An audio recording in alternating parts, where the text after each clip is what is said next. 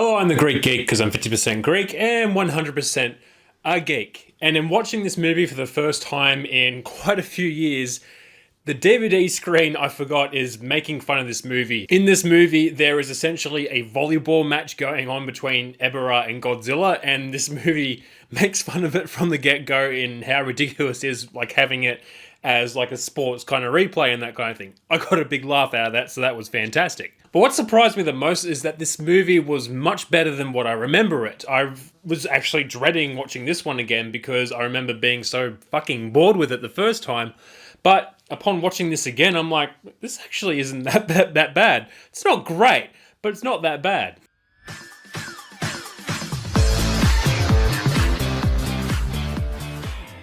聞いとっただべ。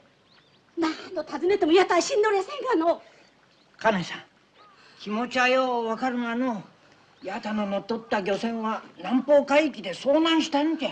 でも屋台生きとりますが。The plot gets into gear when a man is looking for his brother who's got washed away on some island. And in the process of looking for his brother, two guys and a thief get involved in this adventure this guy is going on, and they find themselves on an island controlled by terrorists who are using heavy water to make nuclear weapons. When they were talking about heavy water, I thought that was just fake until I looked it up and realized that I didn't pay attention in science class. And this terrorist group manufactures this yellow liquid that keeps away Ebirah, which is a giant fucking lobster. Just with the majority of the focus on the human characters in this movie, it doesn't really feel like a Godzilla movie. It just looks like some guy who is just looking for his brother and just gets involved in this terrorist plot to make nuclear weapons. And Godzilla just shows up towards the end, and a giant fucking lobster. Yeah, it's a giant fucking lobster. They couldn't think of something else to use. They had a whole multitude of monsters to come up with, but they think, giant lobster. That would be the perfect thing to use in this movie. What I liked is that they involved members of Infant Island, so it ties it in with like Godzilla versus Mothra and the Mothra movies.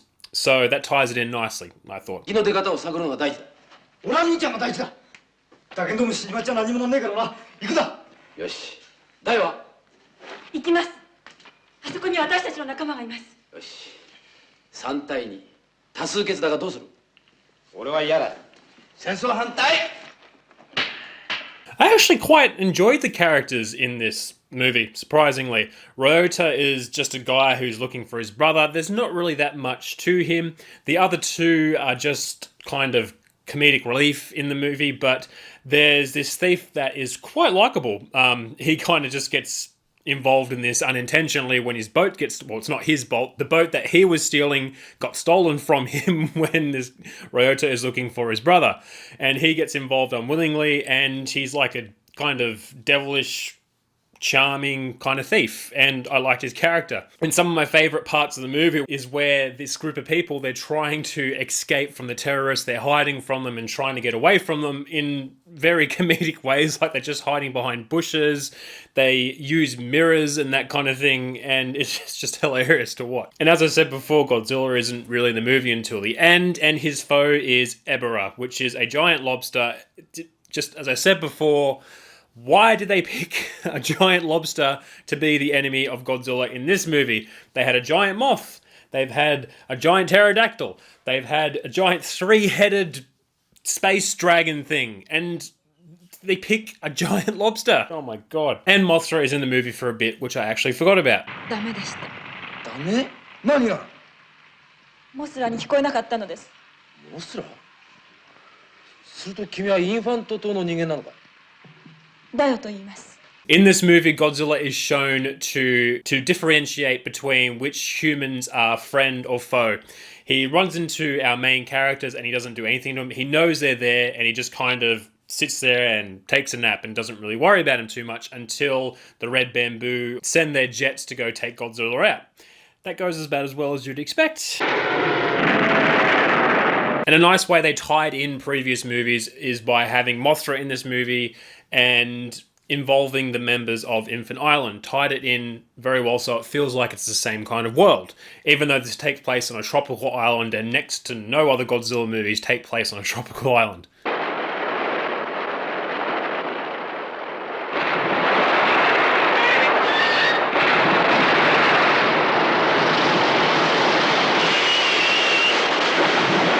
So, as I mentioned in the intro, Godzilla and Ebirah have a volleyball match in this movie. They just throw rocks at each other and just hit it back and forth, and it's about as stupid as it sounds. But what I did find very satisfying is when the fighter jets are trying to take out Godzilla and he's just smashing them and just throwing them all around the place. That looked pretty cool and was actually quite satisfying to watch. So I really liked that scene. And for some reason, Godzilla attacks Mothra in this movie, even though they were allies in the previous movies, like Ghidorah, the three-headed monster, when they fought against Ghidorah, and Godzilla just is being a dick again for some reason.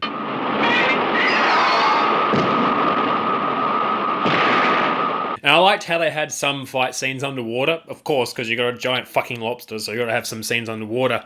And I'll get into the special effects behind that a bit later on. And also, Mothra absolutely wrecks Godzilla, and you don't see that too often.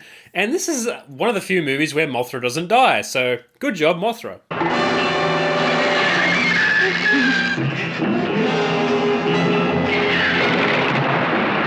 There's some odd choices of music and sounds. As I said before, the guns in this don't really sound like guns. They sound, I don't even know how to explain it, but I'll put a clip in so you can hear it for yourself. And there's like kind of this weird James Bondish 1960s kind of music going on as well, especially when Ebirah appears on the scene.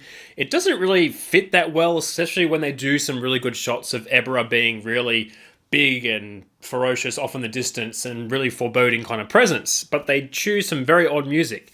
And the same goes for some chase scenes. They pick just this music that does not fit some people that are running for their lives and they're on the run from terrorists. It doesn't work at all.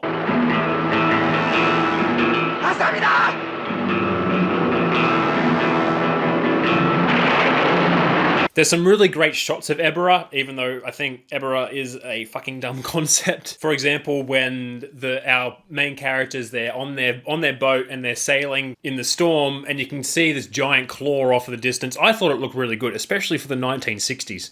They made that look really good, and Ebirah's claw just looked like this huge menacing thing off in the distance and looked like a real threat, even though it's a giant lobster.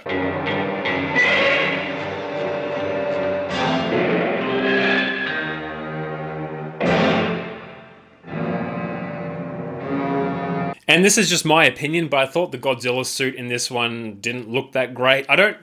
The amount of difference that the Godzilla suits go from movie to movie, like I appreciate they update the design and change little things between movies so it's not just the same thing every single time, but some of the looks for him, it's just not good. The destruction of the fighter jets, as I said before, look really good. The explosions and them being thrown around, really good. And with the underwater scenes, how they filmed it is that they would have like a tank of water and they would shoot through that onto the scene that they were shooting. And it's quite obvious that they're doing that and they're not actually fighting underwater, but I thought it was a pretty cool effect, and it seems like it's the first time they're doing this. So I thought that was pretty good, and that must have been difficult to do. I would actually recommend watching this movie. I found it so much more entertaining than the first time I watched it. I don't know why I had such bad memories of it the first time I watched it, but I actually enjoyed it, even though it focuses a lot on the human characters, but I enjoyed them as characters and their whole escape from the island, all that, and it ties in quite well with other Godzilla movies. I found it quite entertaining if you can get around the concept of Godzilla's enemy being a gigantic fucking lobster. So if you're new to my channel, I talk about Godzilla movies and monster movies like that quite a lot on my channel. If that sounds like something you'd be interested in, please consider hitting the subscribe button. If not, that's fine. Thank you for watching my video and have a nice day. And thank you again to all my loyal subscribers. Thank you again for listening to me ramble on about a movie for a few minutes. I do appreciate it. Thank you again, and I'll catch you next time.